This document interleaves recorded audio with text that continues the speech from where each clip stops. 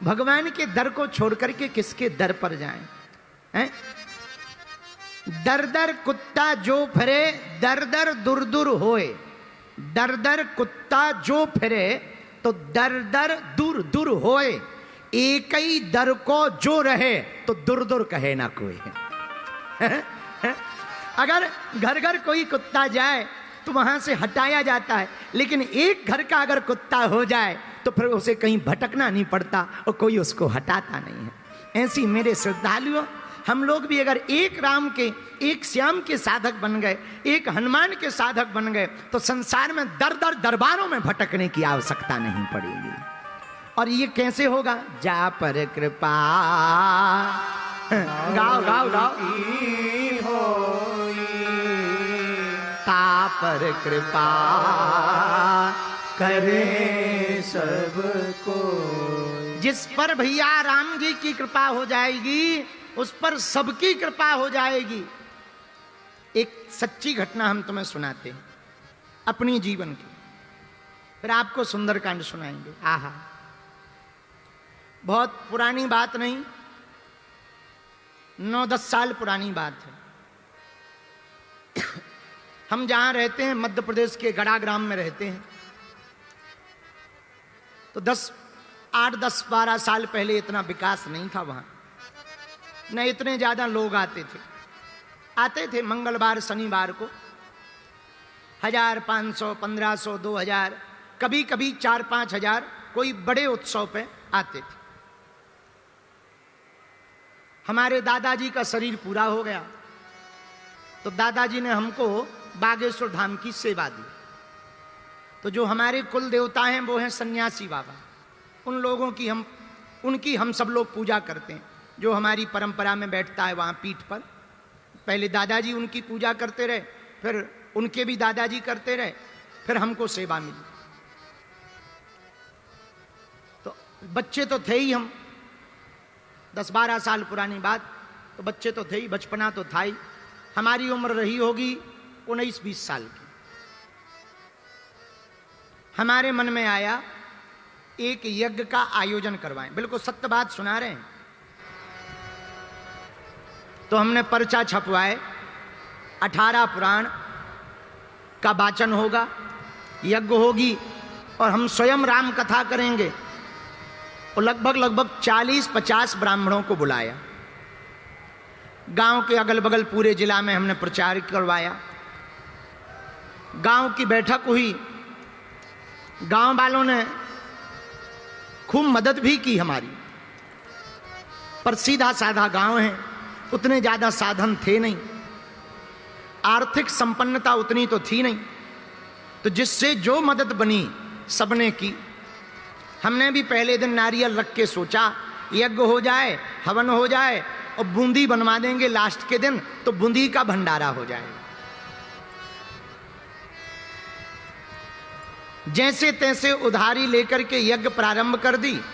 बीच बीच में कुछ जगत भगत दक्षिणा लाए, पैसा चढ़ाया, किसी ने कुछ दिया, किसी ने कुछ दिया। तो धीरे धीरे उधारी तो बीच यज्ञ में चुक गई। लेकिन जब यज्ञ पूर्णाहुति हुई तो गांव वालों ने कहा, पंडित जी, गुरुजी, इस बार बूंदी का भंडारा नहीं, सब्जी पूड़ी का होगा।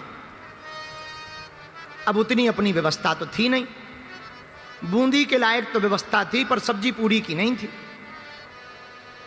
भैया गांव वालों के जोश जोश के चक्कर में हमने भी हां कह दिया। तो सेठ जी गंज, हमारे बगल में 5 किलोमीटर दूरी पे एक जगह है गंज में जाकर के हमने लगभग 1.5-2 लाख का राशन पानी उधार उठाया। जितना रुपया था सब दे दिया। 2 दिन पहले पूरा हमारा खाता खाली हो गया। हमारी आदत मांगने की पहले किसी से कहने की तो थी नहीं, आज भी वैसी नहीं है। गुपचुप बने रहते हैं, मन को मारते रहते हैं, पर ठीक है, कोई दे जाए तो मना नहीं है, ऐसा भी नहीं है। हाँ कि तुम सोचो कि बहुत बढ़िया गुरुजी हैं, कुछ लगता नहीं, तुम दे दो सो कैंसर हॉस्पिटल में हम लगा देंगे आपकी तरफ से। तो मांगते नहीं थे, ये पहले से ही हमारी आदत। इसलिए आप देखते होंगे हमारी कथा में, अब ऐसा नहीं कोई महिमा मंडन है, हम अपनी कथा में किसी का नाम नहीं बोलते, दान के उन्होंने 1100 दिए, 1200 दिए। एक तो हमें देते नहीं हैं, और देते हैं सो हम नाम बोलते नहीं है, सेवा कर देते हैं, भंडारे में लगा देते हैं। ऐसा इसका मतलब ये नहीं कि बुराई है, हमें ये लगने लगता कि 10-15 मिनट जो नाम बोलने में लगाने, एक तो हमारे पास आते ही नहीं है। एक आध दो के नाम भी लें तो फिर आदमी क्या करेगा, मंच पे चढ़ने के चक्कर में, नाम बुलवाने के चक्कर में दान देगा। और हमारा उद्देश्य ये है कि दान में नाम हो या ना हो, पर भगवान की तरफ ध्यान जरूर होना चाहिए। तो हमें वैसे ही कोई उधार नहीं देता था, सीधे साधे आदमी हम। भैया एक लफड़ा हो गया, 2 दिन पहले पूरा खाता खाली हो गया, पूरी दक्षिणा सामग्री लेने में लग गई, भंडारा बनने लगा। अब 40-50 जो पंडित जी आए थे उनकी हमें दक्षिणा चुकानी थी, और रुपया एक नहीं था, 3.5-4 लाख रुपया हमको देना था। अब 2 दिन से बड़ी टेंशन शुरू हो गई। हमारा उतना नाम भी परिचय नहीं था, कोई ऐसे बड़े आदमी हमसे जुड़े भी नहीं थे, ज्यादा लोग हमको जानते भी नहीं थे भैया। तो मन में बालाजी का नाम लिया, बार बार बालाजी का ध्यान करें कि कृपा करो, कृपा करो, कृपा करो, कहीं से व्यवस्था बनाओ। अब 2 दिन बचे हैं, उधार भी मांगे तो गांव में इतना रुपया उधार मिलता भी नहीं। तो और हैरान हो गए कि अब तो और बड़ी झंझट हो गई। भैया बड़ी चिंता में पड़े रहे, पूरे दिन भर नाम जप करते रहे। हमने सोचा चलो सबकी अर्जी लगती है, अपनी अर्जी लगा ले। में अपनी अर्जी लगवाई, पर भैया कोई जवाब ना मिला। तो हमारा मन और खिन्न हो गया। रात के समय जब पूरा शिष्य मंडल हमारा सो गया, बिल्कुल सत्य बात बता रहे हैं, तो खुले मैदान में पानी के मटका रखे हुए थे। हमने मटकों के पानी को सिर पर डाला और एक मटका में पानी भरा और सोचा हनुमान जी को जल चढ़ाया जाए, कम से कम अर्जी सुन लें, कोई मन में प्रेरणा दे दें, ताकि व्यवस्था बन जाए, ताकि हमारी चिंता दूर हो जाए। और जैसे ही हम मंदिर पर चढ़ने लगे, भैया 4th-5वीं सीढ़ी पर जैसे ही पैर रखा, पूज्य श्री सन्यासी बाबा बोल पड़े, जा चिंता ना कर, कल सुबह तक तेरी व्यवस्था हो जाएगी। वहां पर मंदिर में भोले बाबा का मंदिर है, धाम पर भोले बाबा के मंदिर से बड़े हुंकार की गर्जना आई, जाओ तुम्हारी सुबह तक व्यवस्था हो जाएगी। तो पहले तो हमें बड़ा डर लगा, फिर पता लगा कि ये तो हमारे मन में बात थी, ये किसने बोली है। तो हम भागे भागे मटका छोड़ दिया, भागे भागे मंदिर पे बड़ी जोश जोश में गए। तो बड़ा तेज सा प्रकाश सन्यासी बाबा का अंदर प्रकाशित हो रहा, चमीटा लिए हुए सन्यासी बाबा खड़े हैं और हुंकार करते हुए वहां पर खड़े हुए देखा। तो हमने कहा कि आप हमारे गुरुजी हो क्या? वहीं अंदर से हुंकार भरी, तो हमारा मन गदगद हो गया, शरीर रोमांचित हो गया। अब वो फिर से बोले, जा वापस उतर जा और जाके सो जा, सुबह तेरी यज्ञ की व्यवस्था हो जाएगी। अब सुनना भैया, हम तो बड़े प्रसन्न हो गए। थोड़ी देर में ऐसी हालत हो गई जैसे बेहोश हो गए हो। तो कुछ देर तक वहीं पड़े रहे, वापस आए तो सो गए। अब तो टेंशन फ्री थे, तो खूब देर तक सोए, 8-9 बजे सुबह तक। सुबह जैसे ही जागे तो रोज की तरह नित्य नियम किया। जहां बागेश्वर धाम आप मंदिर जाओगे तो दरवाजे के पास में एक पीपल का पेड़ है, तो हम पीपल के पेड़ के नीचे वहां सोफा डाल के बैठते थे। तो सोफा पे जाके बैठ गए। अब टेंशन तो दूर हो गई, गुरुजी ने कह दिया, पर ये नई मन में टेंशन आ गई कि आएगा कैसे। उस समय में बहुत ज्यादा भीड़ होती नहीं थी। आहा, फिर क्या, हमारे पीपल के पेड़ के नीचे बैठते ही आहा, एक बोलेरो गाड़ी आई और उसमें एक सज्जन व्हाइट शर्ट पहने हुए, काला पैंट पहने हुए उतरे। सबसे मिल रहे थे, 400-500 लोग बैठे थे, हम भभूति बांट रहे थे। उन्होंने आकर के कहा, महाराज जी आपकी जय हो। हमने कहा भैया कहाँ से आए? बोले गुरुजी झांसी से आए हैं। हम कहा बहुत बढ़िया, भोजन पा लेना। हमें तो सामान्य, अब ऐसा तो कुछ पता नहीं था, तो सीधे साधे आदमी। हमने कहा भैया भोजन पा लेना, यज्ञ के दर्शन कर लो। बोले जी गुरुजी हो गया, हम कुछ सामान लाए हैं। हम कहा क्या लाए हो? बोले कुछ सहयोग लाए हैं। हम कहा वहाँ कार्यालय में दे दो और रसीद ले लेना। बोले हमें कार्यालय में नहीं देना, आपको ही देना है। एक छोटा सा बैग उन्होंने पकड़ा दिया। हमें लगा कपड़ा होंगे, मिठाई विठाई होगी। भैया हमने धर लिया। अब वो हमारे ही आंखों के देखते वापस चले गए। जैसे ही एक कमरा बना था, बहुत बड़ा आश्रम तो था नहीं, एक कमरा बना था, तो एक तिवारी जी हमारे पास रहते थे, विजय तिवारी जी। विजय तिवारी जी को हमने वो बैग दिया और जैसे ही खोला तो ऊपर लाल पेन की एक चिट्ठी रखी थी।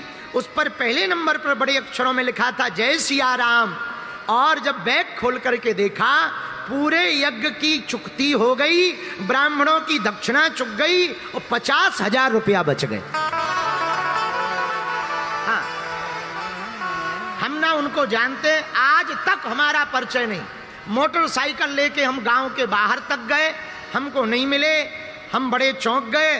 फिर अंदर ही अंदर सन्यासी बाबा की प्रेरणा आई, तू टेंशन ना ले, व्यवस्था हो गई, वापस जा। तब हमें खूब रोना आया कि धन्य है गुरुदेव, हमारे कारण उनको ये रूप बना करके आना पड़ा, हमारी यज्ञ को सफल करवाना पड़ा। पंचकुला के पागलों, हम हाथ जोड़ करके आपसे कहते हैं तुम हनुमान जी के चरण पकड़ लो, वो तुम्हारी नाक नहीं कटने देंगे। हाँ, वो दिन है कि आज का दिन है। आज तक हनुमान जी की कृपा से भैया हमने फिर लौट के मुड़ के नहीं सोचा। जब हॉस्पिटल के निर्माण की संरचना चल रही थी, भूमि पूजन होना था, हमें सबने डांटा कि बहुत बड़ा संकल्प है, आप कर नहीं पाओगे, आप किसी से मांग पाते नहीं हो। उनका जो होगा देखा जाएगा। हमारे मन में आया है, इस देश में 1-1 हजार करोड़ के मंदिर बने हैं, हम अस्पताल बना करके जाएंगे। क्योंकि प्रार्थना के 2 ही केंद्र हैं, एक मंदिर, दूसरा अस्पताल। मंदिरों में जो प्रार्थना होती है वो कई बार फोटो की प्रार्थना होती है, दिखावा की प्रार्थना होती है, पर अस्पताल में जब कोई जीवन और मृत्यु के बीच में जूझ रहा होता है तो दीवालों से जो प्रार्थना होती है वो दिल से होती है। और जब हम दिल्ली में एक बार बैठे थे, माननीय प्रधानमंत्री जी साथ में थे, उन्होंने धीरे से पूछा, पंडित जी, शास्त्री जी बोलते, शास्त्री जी एक बात बताओ, आप अस्पताल क्यों बनवाना चाहते? लोग तो हमारे पास आश्रम बनवाने को लेकर आते हैं, साधु महात्मा। हमने कहा साहब प्रधानमंत्री जी, अब तक देश में अस्पतालों में मंदिर थे, हम भारत में मंदिरों में अस्पताल देखना चाहते हैं। जब ये बात बोली उनको बड़ी प्रसन्नता हुई। हम आपको प्रार्थना करना चाह रहे, ये बात तो हमने ऐसे ही बोल दी, पर सच बात हम कोई प्रचार प्रसार के भाव से नहीं बोली, इसको अन्यथा मत लेना। हम आपको ये बताना चाह रहे भैया, हाथ जोड़ करके, कि अगर आपकी हनुमान जी पर निष्ठा श्रद्धा पक्की होगी तो वो आपकी नाक नहीं कटने देंगे। इसलिए हमने भाव गाया, प्रभु अपने दर से अब तो न टालो, गिरा जा उठा लो, प्रभु अपने दर से अब तो न टालो, प्रभु अपने दर से अब तो न टालो, गिरा जा रहा उठा लो, मैं गिरा जा रहा